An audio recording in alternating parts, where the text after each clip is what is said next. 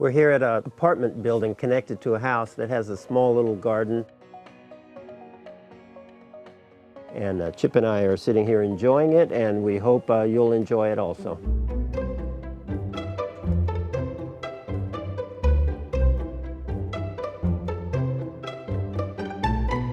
Several years ago, we helped them put in a hot tub, and now they want to take it out and make the yard as functional as possible, even though there's not a lot of room. So we're going to show you some creative ideas of how that can be done. Here, Chip wants you. Okay. You want to sit here, Chip? He's saying, Larry, look at your face.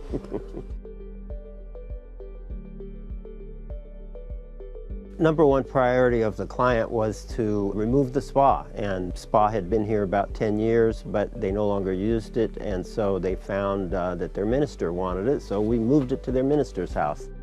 And you can see where it used to sit here right in the corner and take up a lot of space. So the concept was to remove the spa, which they no longer used, and to replace it with a little courtyard that they would use and that they could enjoy almost all year round. Key to that would be to construct some type of arbor. And it's just outside the main entry and exit into the apartment. So now when you go into the apartment, you go under the arbor, and when you come out of the apartment, you are under the arbor, which in the summer will be fantastic. And even in the winter, the way we built it, it does let in light, so we don't think it'll be too dark and dank. Most of the arbors that we construct are made out of steel, and that was a possibility here, but we... Go ahead. That's all right. He can edit. Instead of steel, they opted for something a little more informal, kind of casual, earthy looking, and so we built it out of wood, and then we painted it a color that makes it so it doesn't jump out at you. That's dragon's breath.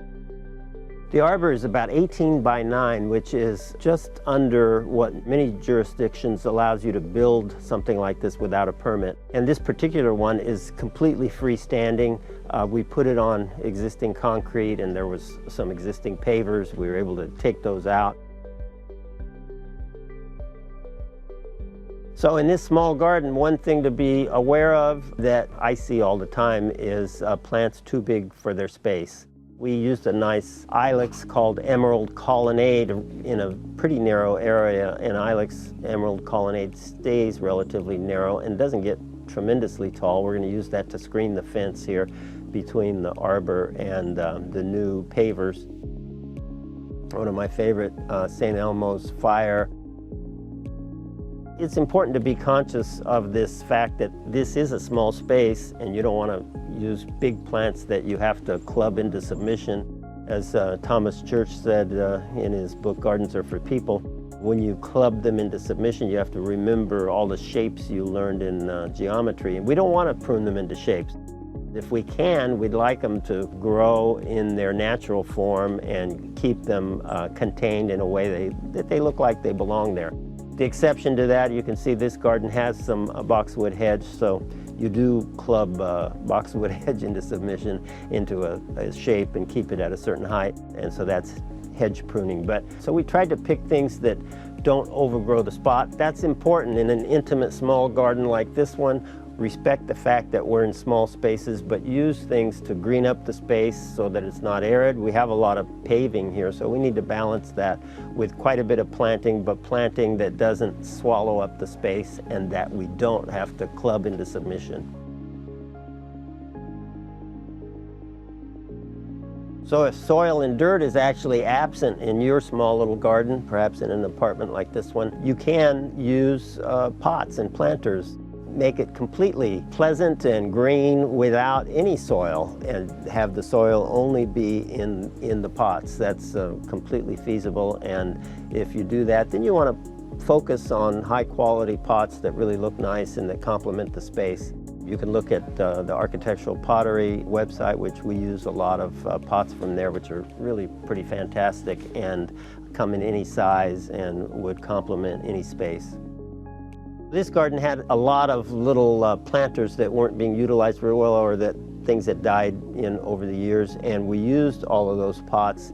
In some cases, we planted them anew and made sure they're sealed well to the paving so you don't get leakage, made sure the irrigation worked, made sure we put a lot of blend in there, because our blend, which is a combination of Optimize, Maximize, and Nourish Biosol, makes these pots thrive. Hopefully you use a good potting soil, but even if you don't, if you use blend, the plants in it will do fantastic. In this case, we used Dianella in one. As you can see, it's full of Dianella. It seems to be doing very well. And another one, we used one of my favorite new introductions into the landscape industry. It's called Blush Pink Nandina, and we filled up a planter that had been dead for some time. So this pot now, it looks to be thriving and doing very well and has great color for this time of the year. There also was a Margaret Hudson pot that we moved into a more prominent spot and planted a sedum autumn thank you, a sedum autumn joy in. It's doing very well, and now this used to be relegated to kind of a back spot in the garden that nobody ever saw, and now it's in a prominent spot that can be enjoyed. One of the challenges here is the owners were very clear. They wanted a window box right outside their kitchen window, which again is in a very tight space, and that's one of the reasons why they wanted a window box planter, so they don't look out at that fence, but look out at something pleasant right in front of them as they stand at the sink there.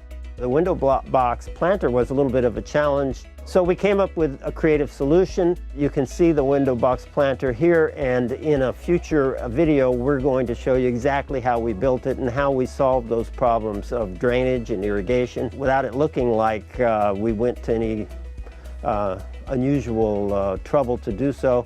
And also the whole idea was we wanted it to look like part of the house and something maybe that could have been built right from the start. So we'll show you how we did that, so tune in one of our upcoming videos.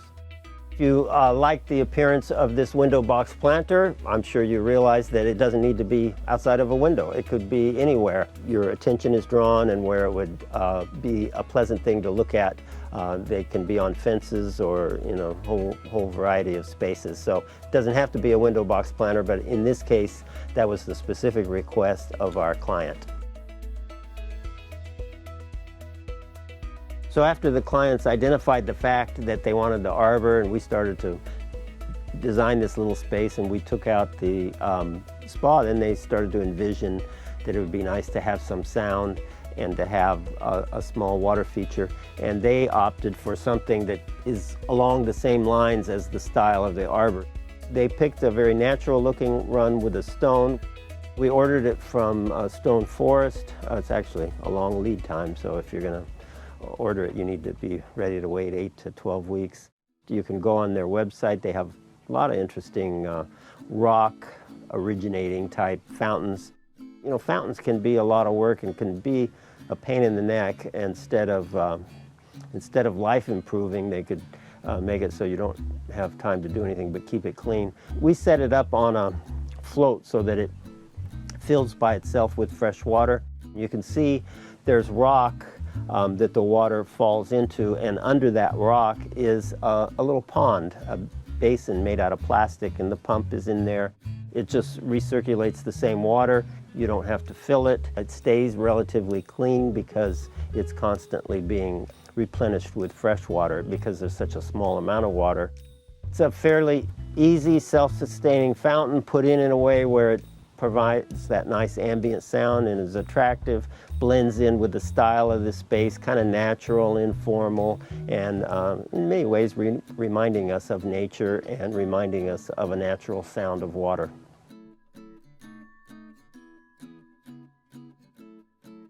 So the nice thing about pavers is that there's a lot of flexibility to make changes because these unit pavers can easily be taken out and put back in. We wanted to stick with a lot of the same shapes but add pavers because now we took the spa out. You can see here how much space that took up. The pavers are also friendly that way for damage from tree roots or anything you might encounter. You can just pull them up, take out the tree roots, take out the spa, whatever it might be.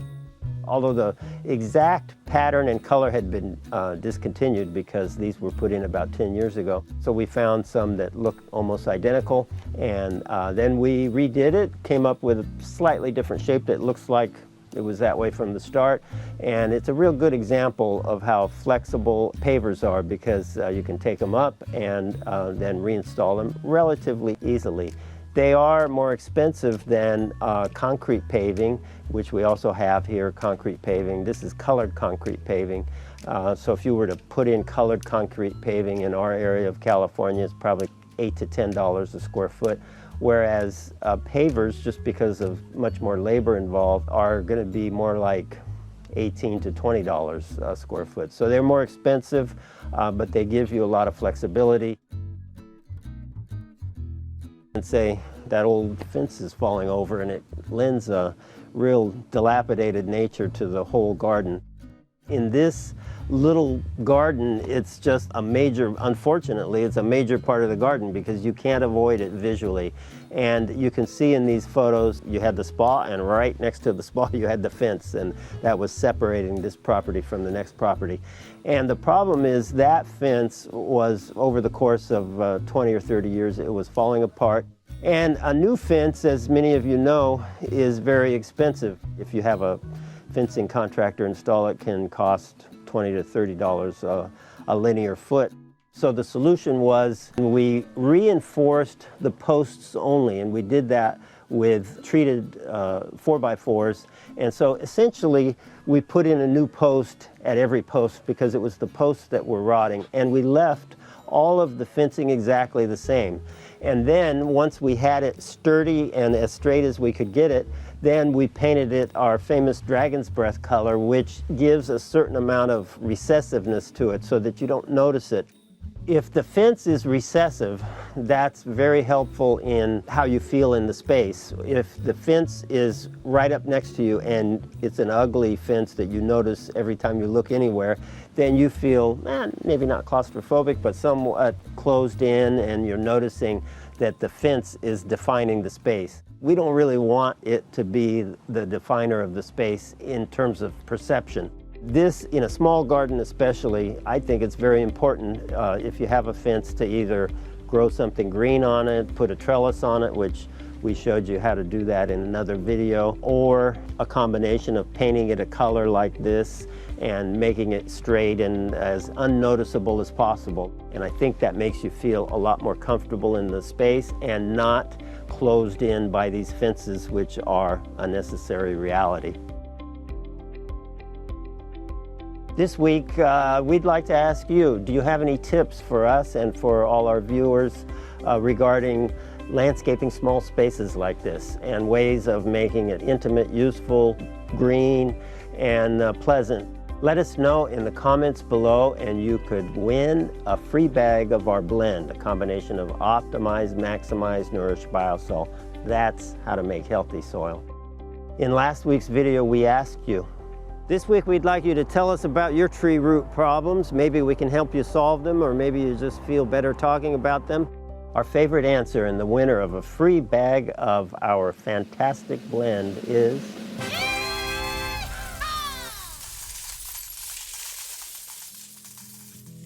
If you'd like to look at other ideas for small gardens, we did another one a few weeks ago, and it's a completely different style, and doesn't even look like the same people did it. Obviously, that's because completely different people live there.